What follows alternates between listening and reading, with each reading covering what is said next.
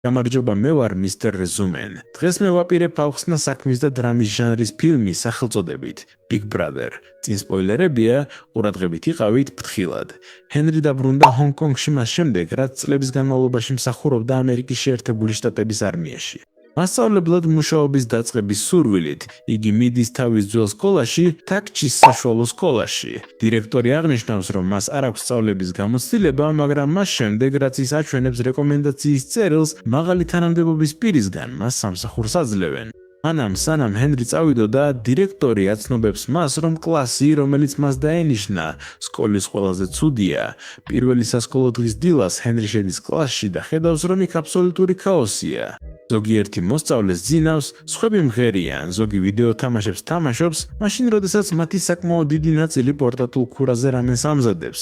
მაშინაც კი, როდესაც ის შედის, კლასი სრულიად უგულებელყოფს მას და აგრძელებს იმას, რასაც აკეთებდა. ჰენრი ცდილობს ყურადღება მიიქციოს, მაგრამ მოსწავლეები აიგნორებენ. იგი ნერდება და კლასს ათვალიერებს, მზარეულებს კი ურჩევს, ნაკლები რამენი ჭამონ, რადგან მასში ძალიან ბევრი მარილია. შემდეგ ჰენრი მიდის ბიჭთან, სახელად სუფა, რომელიც უკულელეზე უკრავს და ეხმარება მას ინსტრუმენტთან. ანალოგიურად, ის აფრთხილებს სხვა ბიჭს იმ რადიაციის შესახებ, რომელიც შეიძლება მიიღოს მთელი დღის განმავლობაში ეკრანის ყურებით. როდესაც მოსწავლეები ბოლოს იწყებენ მის მოსმენას, ის ეცნობა მათ და დაფაზე თავის სახელსა და ტელეფონის ნომერს წერს. მოსწავლეები იცინიან, რადგან მისი ხელწერა მახინჯია. შემდეგ ერთ-ერთი მოსწავლე ეძახის მას და სთხოვს, დატოვოს კლასი. ჰენრი იცინის. ბავშვები კვლავ აიგნორებენ მას და აგრძელებენ იმ აქტივობებს, რასაც მისი მოსვლამდე აკეთებდნენ. გაღიზიანებული ჰენრი იყენებს საშლელსა და ცარცს, რათა საკლასო ოთახში სახანძრო წყლის სისტემა ჩართოს. მოსწავლეები სწრაფად იფანტებიან, რომ არ დასველდნენ.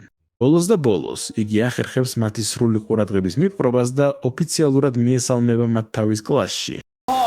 Welcome to my class! გაკვეთილის შემდეგ, დაბალი რანგის 5 მოსწავლისგან შემდგარი ჯგუფი სპორტული ინვენტარის ოთახში იკრიბება მოსაწევად. ჯგუფის ლიდერი ჯაკ შეყვარებულია სხვა კლასისა გრეიდის მოსწავლეზე. დანარჩენები მას მისი ფოტოს ყურებაში გამოიჭერენ და დასცინიან. ჯგუფს აქვს მეტოქეობა სკოლის კალათბურთის გუნდის მდიდარ და განებივრებულ ბიჭებთან.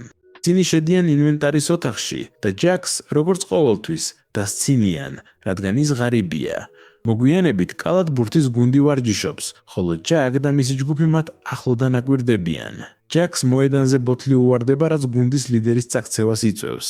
რობ კლარიონ გრიო, ბარმეზლიან კენს ზაზაი, უაკეს ღადიატან კე ნერნ ია. მეორე მხრივ, სკოლის დირექტორი შეწუხებულია, რადგან განათლების საბჭო გეგმავს მათი წლიური დაფინანსების 20%-ით შემცირებას.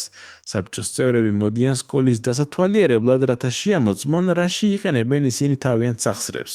ამავე დროს, ჰენრი კლასში შედის, სადაც მოსწავლეებს წყლით სავსე სათლი დაუდგამთ სახუმაროდ, მაგრამ სწრაფი რეფლექსებით მას დაცემამდე იშორებს. მოსწავლეები, რომლებიც მის დაცინვას ელოდნენ, გაკვირვებულები რჩებიან. ჰენრი სთხოვს ჯაკს სიგარეტის კოლოფს, რადგან იცის, რომ ის ეწევა. ჯაკ უბრალოდ აძლევს მას კოლოფს, ცნობის მოყვარეობით იმის მიმართ, თუ რას აპირებს ის. შემდეგ ჰენრი სთხოვს S-U-F-S და ასახელოს 3 ინგრედიენტი, რომელიც სიგარეტშია. როდესაც ის კითხვაზე სწორად პასუხობს, მას უფლება ეძლევა იმ დღეს გაკვეთილი გააცდინოს. ყველა იწყებს მერხებზე ბრახუნს და მოითხოვს, რომ მათაც შეეძლოთ გაკვეთილის გაცდენა. როდესაც ისინი წყვეტენ ამას, ის ყველას ურიგებს თითო სიგარეტს და სთხოვს, რომ გაანალიზონ ის. ჰენრი მიცის, რომ თუ ის მხოლოდ მათ ჯანმრთელობაზე მოქმედ ეფექტს ახსენებს, ისინი სერიოზულად არ მიიღებენ, ამიტომ მათ ეკითხება სიგარეტის მოწევის შედეგებზე და უხსნის, თუ როგორ ფორმირდება კუპრი ფილტვებში. პირველად ისინი ყურადღებას უთმობენ მასწავლებელს და სწავლით ინტერესდებიან. როდესაც ზარი ირეკება, ის სთხოვს მათ სიგარეტების დაბრუნებას და მოსწავლეები უხალისოდ თანხმდებიან. იმ დღეს სასადილოში კალათბურთის გუნდის კაპიტანი ჯაკის ერთ-ერთ მეგობარს ბრუსს აიძულებს ფეხზე წამოედოს. ეს იწვევს ჯგუფებს შორის დაპირისპირებას, რომელიც მალევე ჩხუბში გადაიზრდება. ისინი ერთმანეთს ესვრიან საჭმელსა და მაგიდებს, ანადგურებენ რა ყველაფერს. მოგვიანებით ჰენრის აცნობებენ, რომ მისი კლასის 5 ბიჭი დროებით გარიცხულია ჩხუბის დაწყების გამო. ჰენრი პოულობს ჯაკს, რომელიც დერეფანში თავის მოწინააღმდეგეს ეჩხუბება და მათ აჩერებს. ამშვიდების თხოვნისას ჯაკს სკოლას უსამართლობაში ადანაშაულებს, რადგან მდიდარი ბავშვები არანაირ სასჯელს არ იღებენ. იმ დღეს გაკვეთილების შემდეგ ჰენრი სწავლობს 5-ვე სტუდენტის პირად საქმეებს, რათა მათ შესახებ მეტი გაიგოს. პირველს ჰქვია სუფა, პაკისტანელი ემიგრანტის შვილი, რომელიც ყოველთვის დისკრიმინაციას განიცდის თავისი რასის გამო. მას ხშირად ადანაშაულებენ ქურდობაში საკუთარი უბნის პოლიციელები. ეს UFA-ის ცხოვრების ერთადერთი სურვილი მუსიკოსობაა.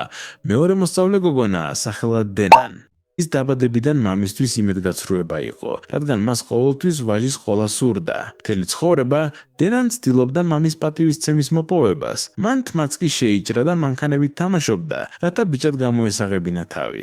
თუმცა მამა მასზე არ ზრუნავს, მაშინ როდესაც მის უმცროს ძმას პრინციპივით ეპყრობა.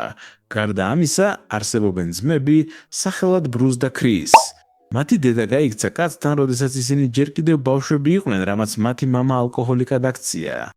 ძმებს ერთმანეთის იმედი ჰქონდათ მხოლოდ როცა იზრდებოდნენ. ბრუს გატაცებული იყო ვიდეო თამაშებით რეალობისგან თავის დასაღწევად, ხოლო ქრის მძიმედ მუშაობდა სასურსათო მაღაზიაში ოჯახისთვის ფულის საშოვნელად. საბოლოოს ჰენრი ვერ პოულობს ინფორმაციას ჯაკის ოჯახური ფონის შესახებ. მომდევნო სცენაში ჩვენ ვხედავთ ჯაქსა, რომელიც რესტორანში მიმტანად მუშაობს. შერეული საბრძოლო ხელოვნების მოთამაშე, სახელად იან ჯინგ, მიდის რესტორანში თავის პარტნიორთან ერთად. როდესაც იან ჯინგ არ იყურება, ჯაკ მას ქურდობს ელეგანტურ სანთებელას, მაგრამ მას იჭერენ. იან ჯინგის ხალხი მას ცემს, სანამ ჯაკის პირადობის მოწმობას ამოწმებენ. სტუდენტობის გაგების შემდეგ მას ფულს აძლევს და კურიერად მუშაობას თავაზობს. ამასობაში ჰენრი SUFA-ის სახლში მიდის და პოულობს როგორ გარბის მამამისისგან. თავიდან ეხმარება, მაგრამ მიზეზის გაგების შემდეგ მამის მხარეს გადადის. მერე ჰენრი და სუფა ხიდზე მიდიან SUFA-ის გასამხნევებლად ჰენრი ქუჩის ბენდთან მღერის. წამების შემდეგ სუფა უერთდება მას და მღერის ხალხის წინაშე პირველად, მას შემდეგ რაც წლების წინ სკოლაში ჩაგრავდნენ. ამასობაში ბრუსსა და ქრისის მამა სახლში ბრუნდება, როგორც ყოველთვის დაგვიანებით და უბრძანებს მათ, მაღაზიიდან ლუდი მოუტანონ. როცა ძმები უარს ეუბნებიან, მათ უყვირის, სახლიდან წადითო. მეორე დღეს ჰენრი მამას არწმუნებს შვილების გამო რეაბილიტაციაზე წავიდეს. ამასობაში DEEN-AN-ის მამა მაკიაჟს მიუტანს და სთხოვს ერთხელ მაინც გოგოსავით მოიქცესო. დენამ ბრაზდება მასზე იმის გამო, რომ სულ აგრძნობინებს. თითქოს ის საკმარისად კარგი არ არის. ის მაკიაჟს უსვამს თავის უმცროს ძმას და გარბის სახლიდან მანქანის გასაღებით. ის აპირებს წასვლას მამის მანქანით, მაგრამ ჰენრი აჩერებს მას ზუსტად საჭირო დროს. ის ეუბნება მას, რომ მართვის მოწმობის გარეშე მანქანის ტარება უკანონოა და სთავაზობს ალტერნატივას. შემდეგ ისინი მიდიან კარტინგის ტრასაზე. ჰენრი ასევე იწვევს მის მამას და მათ ერთმანეთს აჯიბრებს. მამა და ქალიშვილი არინდობენ ერთმანეთს რბოლის დროს და ტრასიდან ვარდებიან. უეცრად DENAN ის კარტს ავტომობილი ეჯახება. მაგრამ მან აიცილა დარტყმა. მამამისმა არ იცოდა ეს და ტიროდა, რადგან ეგონა, რომ მისი შვილი გარდაიცვალა. დენან მიხვდა, რომ მამას მართლა უყვარს და ჩაეხუტა. მეორე დღეს ბრუს და ქრის სარეაბილიტაციო ცენტრში წავიდნენ. ისინი გაოცებულები რჩებიან, როდესაც ხედავენ, რომ პირი, რომელთანაც მათ ინტერვიუ უნდა აიღონ, მათი მამაა. სტუდენტები ეკითხებიან მას, თუ როგორ დაიწყო სმა. კაცი პასუხობს, რომ ძალიან უყვარდა თავისი ცოლი, მაგრამ მან მიატოვა მისი ცხოვრების ყველაზე ცუდ პერიოდში. ამის გამო მან დაიწყო სმა და დაივიწყა, რომ ჰყავდა ორი შვილი მოსავლელად. კაცი არ ამხელს, რომ ბრუს და ქრის მისი შვილები არიან, მაგრამ მათ ბოდიშს სუხდის. ბოლოს ბრუს და მისი ძმა ტირიან. სხვაგან ჯაკმა დაიწყო მუშაობა საბრძოლო ხელოვნების მოთამაშე იან ჯინგთან. ის ჯაკს სთავაზობს ბევრ ფულს, რათა მომავალ შეხვედრაზე მებრძოლს წამალი მიაღებინოს. ჯაკ ყოყმანობს, მაგრამ იძულებულია დათანხმდეს შეთავაზებას. ბრძოლის დღეს იან ჯინგ სპონსორობს მოკრივეს, მაგრამ დებს ფსონს, რომ ის წააგებს. ჯაკ მოკრივეს სასმელში წამალს ურევს, მაგრამ ამის კეთებისას მას იჭერენ. სანამ ის იან ჯინგს დააბრალებდეს, მას სცემენ და კეტავენ კარადის სათავსოში. ცოტა ხნის შემდეგ ჰენრი მოდის იქ და ეკითხება მებრძოლებს, უნახავთ თუ არა მისი მოსწავლე. მამაკაცები სთხოვენ მას, რომ დაბრუნდეს სახლში, მაგრამ ჯაკ სათავსოდან დახმარებას ითხოვს. ჰენრი Trapped ulvăzând, îi pune la pământ cu ușurință. Deși luptătorii ripostează dur, el îi evită abil, lovindu-l decisiv pe campionul lor chiar înainte de meci.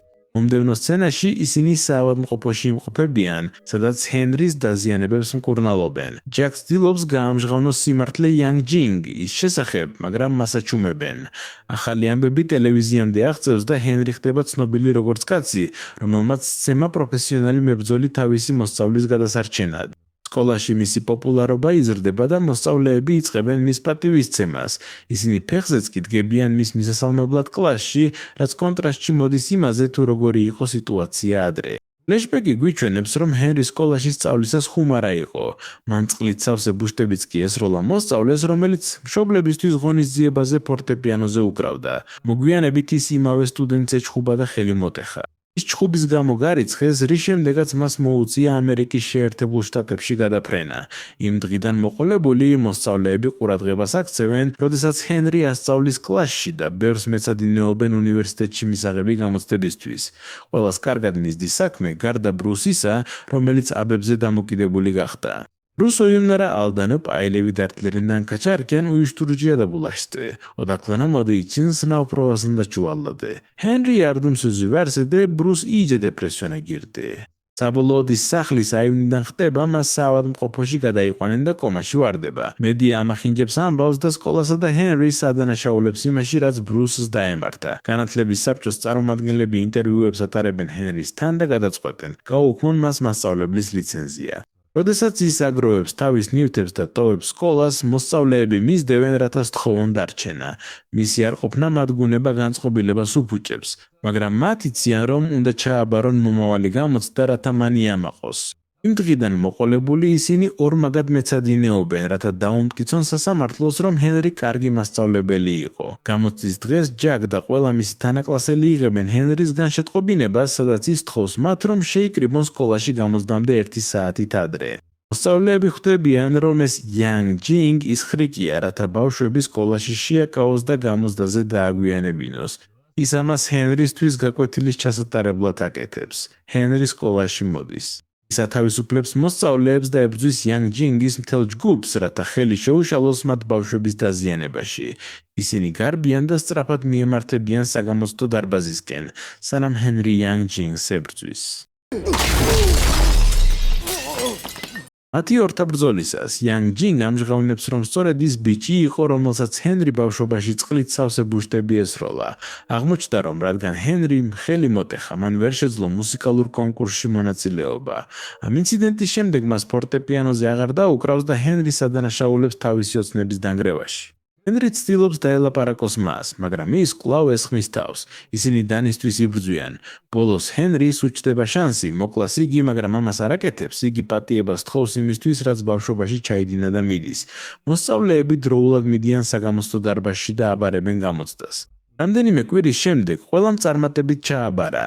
იანგ ჯინგმა კვლავ დაიწყო ფორტეპიანოზე დაკვრა, თუმცა ბევრი ვარჯიში დასჭირდება, ვიდრე ისევ ისეთივე კარგი გახდება, როგორც ადრე იყო.